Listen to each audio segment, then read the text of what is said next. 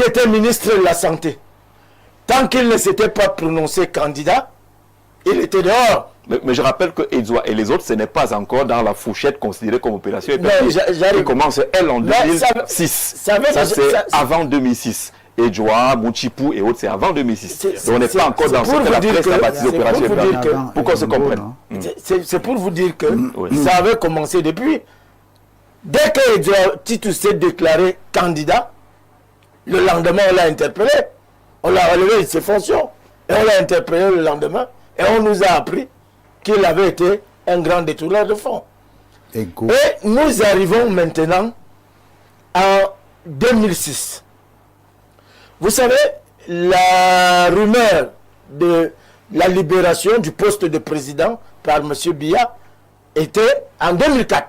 Les gars se sont dit, bon, on peut encore lui donner 7 ans.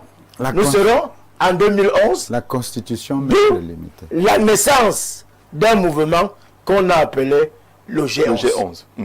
Et ce G11 avait la confiance du président de la République. Et quand ils ont voulu élargir leur assiette d'adhérents, ils se sont heurtés à un certain nombre de personnes qui n'étaient pas acquises. Et ces personnes qui géraient le G11 sont allées dire au président Biya que ces gens-là ont tellement d'argent qu'ils peuvent financer une guérilla. Et qu'est-ce qu'ils voulaient? Ils voulaient que ces gens rallient le mouvement. Ces gens qui étaient sur liquide. Le port autonome était sur liquide. La SIC était sur liquide. Le FECOM était sur liquide. Le crédit foncier était sur liquide.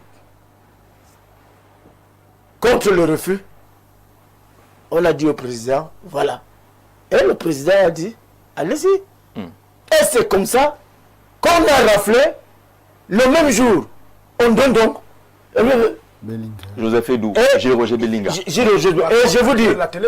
je vous dis que nous qui avons côtoyé ces gens au quotidien, même dans leurs cellules, pendant 20 ans, je suis allé au CED toutes les semaines pour rendre visite à ces personnes. Je vous assure que ces personnes sont plus pauvres que vous et moi. Je prends le cas.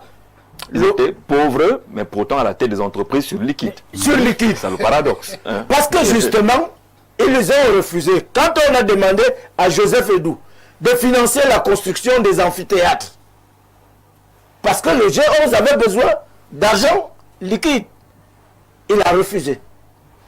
Quand on a dit à Ondondon de venir financer un certain nombre de choses dans le cadre du G11, il a refusé.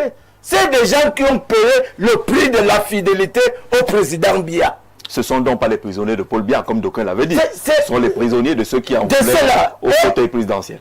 Et le mur d'indifférence que le président a dressé vis-à-vis de ces hommes, aujourd'hui ils sont dehors. Il faut faire le bilan. Il faut faire ce bilan. Il ne faut pas avoir peur. On a constitué, Amadou Ali a constitué une commission constituée de Maître Vergès et de son beau-frère Dokingé.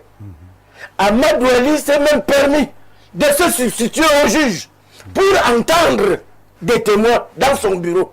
Est-ce que vous savez ça? Tout simplement parce qu'on cherchait à coincer ces gens à tout prix. D'accord. Et Amadou Ali a donc piloté un groupe qui a coûté 9 milliards à l'État. Pour aller chercher l'argent. Pour aller chercher l'argent. Récupérer l'argent qui s'était évaporé. Je crois que jusqu'aujourd'hui, on ne sait pas où sont passés les 9 milliards. Et quand vous regardez donc les faits pour lesquels ces personnes ont été condamnées, Edou a été condamné à 40 ans de prison pour détournement de 16 milliards. Or, les 16 milliards qu'il est allé chercher en Afrique du Sud ont servi à la construction de Lembe. Et maintenant, ils ont lancé leur programme immobilier. Il a donc détourné quoi? Vous prenez Ondondon, qui a été poursuivi pour un détournement de 50 milliards. À la fin, on est arrivé à 900 millions. Vous prenez M. Olanguena qui est en prison aujourd'hui. Je crois qu'on est même déjà à 11 millions. alors qu'il était poursuivi pour... Ça s'effrite tous les jours, au fur et à mesure que les procès avancent. Et vous prenez donc un monsieur comme Bokolebe. Ça, c'est plus grave. Bokolebe, tout ce qu'il a fait en prison là, pour aboutir à un non-lieu. Vous l'avez reçu l'autre jour. Oui. Alors je pose la question.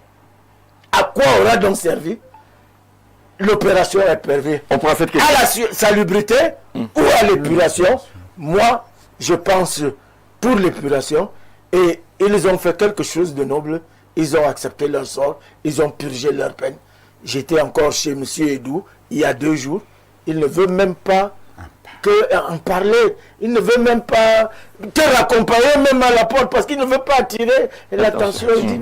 Alors nous rappelons que Joseph Edou, le directeur général du Crédit Foncier, a également retrouvé... Et au moment où il allait en prison, il a laissé 64 milliards espèces sonnantes et trébuchantes dans les coffres forts du Crédit Foncier. Merci, Saint-Éloi Bidou.